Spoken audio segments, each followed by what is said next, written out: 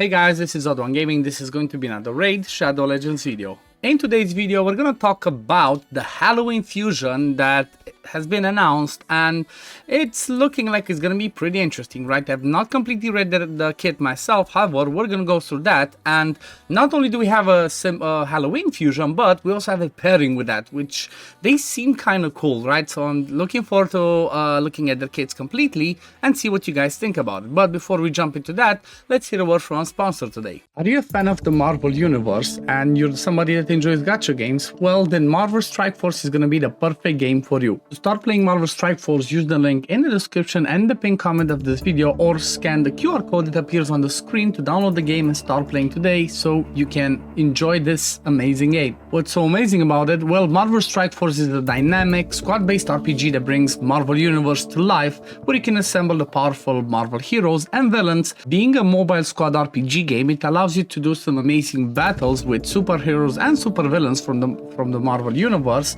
and you can fight some iconic threats like Doctor Doom, Apocalypse, and so on. While you're playing, you're going to be able to recruit both heroes and villains across the multiverse. If you're a new player, you will be able to unlock up to 17 total characters within the first 30 days. Another amazing thing about the game is that there are new ways to battle with the roster that are released regularly, and the meta is constantly changing. Along with Campaign, Blitz, Arena, there's also Alliance War, a massive weekly Alliance battle, Raid, and Cosmic Crucible, where you go head-to-head against other players in a tournament. What better way to start a game than through getting a free character? And this month, be on the lookout for the highly anticipated Agatha in celebration of the D+ show Agatha All Along. So get her for free by checking out the login calendar. The thing that has me mostly excited about it is the fact that we're gonna have Blade and his team of Night Stalkers joining in the game this month, and that's because, well, I grew up being a really big fan of Blade as a series, so this is definitely an exciting one for me. Also, what better way to start a new game than by having a promo code, and this one's going to be Halloween, where you can get Zombie Iron Man, Gold, and L2 training modules, so make sure you redeem it today. So what are you waiting for? Make sure to use the link in the description or in the pinned comment of this video, or scan the QR code from up there to start playing Marvel Strike Force today. So yeah, thank you Marvel Strike Force for sponsoring today's video. So yeah, all the Halloween stuff happening this month. I guess let's jump straight into it because we have two kits they want to look at. So first of all, this is the fusion, right? It's gonna be a classic fusion as far as we were told, right? Usually we are told if it's a fragment one. This is gonna be a classic fusion, which means we're gonna need to get 4 epic, possibly 16 rares and 4 epics, and then we're gonna have to fuse them into Gretel. So Gretel Hagbane is gonna be the fusion, legendary attack-based champion. I'm not gonna read what Raid said about it. We're just gonna jump straight into this one ourselves. So the A1 Evil Undone attacks one enemy, has a 50% chance of placing a decreased defense debuff for 2 turns. This one goes up to 75%. That's a pretty good chance considering it's an A1.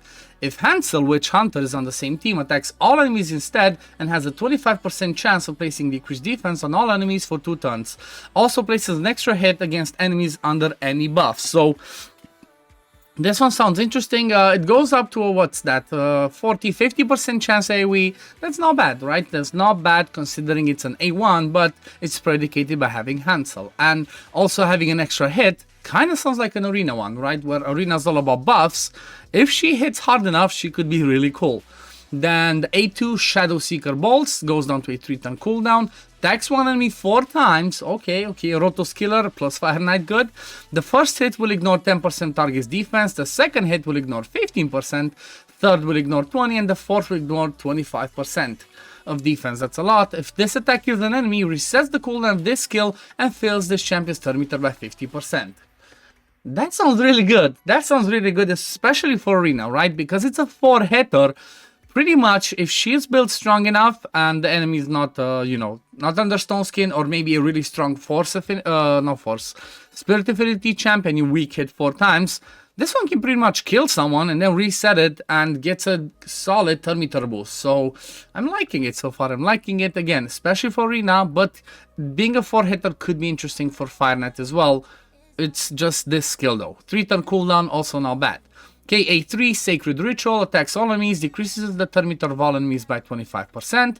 If Hansel Witchhunter is on the same team, decreases turn meter of all enemies by 50% instead. This effect cannot be resisted. So, as far as we were told, the cannot be resisted part of it only applies when Hansel is on the same team, right?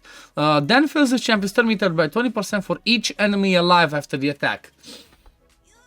You know what, that sounds pretty interesting. Again, considering it's a 3-turn cooldown, she does a lot of turn meter boost. So this one, for example, let's say we use it in Hydra, right? You cannot push back the turn meter, but you can gain the turn meter. So after you use the A3, you pretty much get 80% turn meter back. I'm curious if you kill somebody in Hydra with an A2, right? Does it count for the killing a Hydra head? Does it get the 50% turn meter boost? Because if she does, she could be a solid Hydra DPS as well. That might be the first thing that I'm gonna test about her use in Hydra. So I guess let's check the passive. Sisterly Bond, passive effect, fills the champion's turn meter by 50% whenever an enemy is granted an extra turn. Okay, so that's, yes, again, sounds like, honestly, she pretty much sounds like instant, like, anti-Rotos, right? Force Affinity, Rotos can get extra turns on the A1, or like any other champs, they get extra turns. For example, Mythicals, right? Mythicals, when they swap forms, they pretty much get an extra turn. She could get a turn meter boost, and she can cut in between maybe the Mythical and whoever's gonna be next. That's interesting. If Hansel Witchhunter is on the same team, also fills their turn meter by 15% whenever an enemy is granted an extra turn. So the duo might seem really interesting for Arena, and they could be good counters against all the mythical madness that's happening. Okay, that sounds pretty cool. Then the active effect, if Hansel Witchhunter is on the same team and killed by the enemy, instantly activates Sacred Ritual. So she would instantly do this AoE hit, push back the turn meter, and boost her turn meter.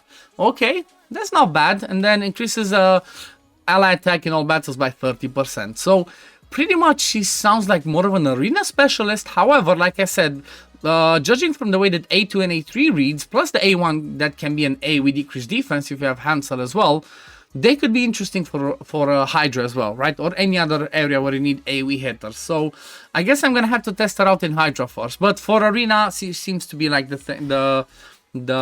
she seems to be pretty interesting. Like, I do believe that this is one way of having like a little bit of a counter. It's not gonna be the perfect counter, but she can be an interesting counter for, like I said, Mythics, because when they swap forms, they gain extra turns. So let me know what you think about her kit. And now let's swap over to Hansel Witchhunter. So he's going to be legendary attack base. Sacred Order, both of them, by the way, right? They're both Sacred Order. So could be an interesting pairing for Siege as well, right? That could be an interesting idea. But let's see Hansel's kit. So attacks one enemy, has a 50% chance of inflicting weaken for 2 turns. If Gretel's on the same team, attacks all enemies instead, 25% chance to inflict the weaken. Also places an extra hit on enemies under any debuffs. So it's kind of the same way as Hansel's, as Gretel's kit, just he brings weaken. 75% chance if it's single target. If it's AoE, 50% chance to land it. And again, he places extra hit if they have debuffs. So he might hit harder, right? Because it's easier to have debuffs on targets, especially for stuff like Hydra, than having buffs. So this might be a case where we might want to get both of them, depending on the damage they do, right? Okay, next thing, let's see the A2 Sanctified Knives. This goes down to a 3-turn cooldown, attacks one enemy 2 times, will ignore shield and unkillable. Okay, that's good anti-Leo, anti-Swift Parry, stuff like that. Grants an extra turn if this attack kills an enemy. Okay, that's powerful. And again, I'm curious if this one works for Hydra as well or not. Like, if you kill a Hydra head, do you get an extra turn or not? I'm really curious. Then the next thing, Baneful Burst, again 3-turn cooldown. So the cooldowns of both of them seem really good, right? 3-turn on the active effect, so they're pretty powerful. Attacks all enemies, will ignore 15% of each target's defense. Also increases duration of one random, increases the cooldown of one random skill on each enemy by 2 turns. So this one's interesting. This one's kind of like a small lockout that can also maybe do some damage. If Gretel's on the same team, will ignore 30% of damage instead. Will also increase the cooldown of all enemy skills by 2 turns instead. Isn't it the same thing? Oh, all of them. So this one does it for all of them. Increases all enemy skills, not just one. This cooldown increases effect cannot be resisted. So this one sounds really powerful duo for Arena, right? Kind of like a, what's his name? A Basher type lockout, right, for 2 turns. Doesn't need accuracy if you have Gretel on the same team. Also ignores a good chunk of defense. If this one hits pretty hard, we might have a new arena duo that could be a good counter for mythics, right? This is interesting. I like that. Let's see the passive, Brotherly Bond. Again, same thing, the active effect, 3 turns cooldown. Passive effect reflects all fear and true field debuffs from this champion to the attacker. Okay, I guess that's good for like, you know what? I'm curious if it works against the, what's it called? The Soul Reap, when it can inflict fear if you don't die. That could be interesting. If Gretel's on the same team, also reflects all fear and true field debuffs placed on Gretel back to the attacker. Okay, there's not too many fear and true fears going on in Arena, but you do have, like I said, the what's it called, the Soul Reap if you have it, or if there's like any other enemies that inflict that, this could be interesting. Active effect, if Gretel is on the same team and is killed by the enemy, instantly activates Baneful Burst. So same thing, if one of these two is activated, the other one's gonna do a hit. This one's only 3 turn cooldown though. However, it sounds pretty good. This one, he seems like more of an arena specialist, increases ally attack in arena by 33%. So, honestly, they sound interesting. Like, again, we have to see exactly for, like, how their multipliers look. Like, we have to see how much damage they do. But just based off the kit that we read on both of them, I have a strong feeling like they could be, you know, not necessarily like the meta, like they're going to be the best and whatever, but they're going to be part of the meta from my point of view, right? Let me know. I'm not the highest arena player anymore. Like I've not played high-end arena, but just based on what I see that's happening at high-end and what I've seen on their kit, it seems like they might have a spot. However, it's going to be tricky to have 2 damage dealers in the same team and then bring 2 good supports alongside them. But it might work, right? Let me know in the comments down below what do you think. I do believe that the fusion itself plus Hansel, which I have a feeling is going to be in some sort of a past event, guaranteed event or whatever. That at least that's what I'm expecting and hoping. But they seem like they're going to be some that you want to get. Also, like I said, I'm going to test them in Hydra, and as soon as we're going to be allowed to release a video on that, I'm going to show you what they can do in Hydra, because they seem like a really fun duo, right? Especially if we bring an ally attacker, pretty much A, we decrease defense, A, we weaken on both of their like A under A1s. They could be really good champs to use for Hydra as well as DPS. But yeah, that's pretty much my opinion on these. Let me know again in the comments down below, what do you think? Do you think they are worth going for? Is the fusion worth going for or not? I'm really curious what you guys think. But yeah, thank you all for watching. As always, if you do enjoy my content, don't forget to like this video, subscribe to the channel to see when I upload next, and I'm gonna see you on the next one. Peace, love, take care, everyone. Bye guys.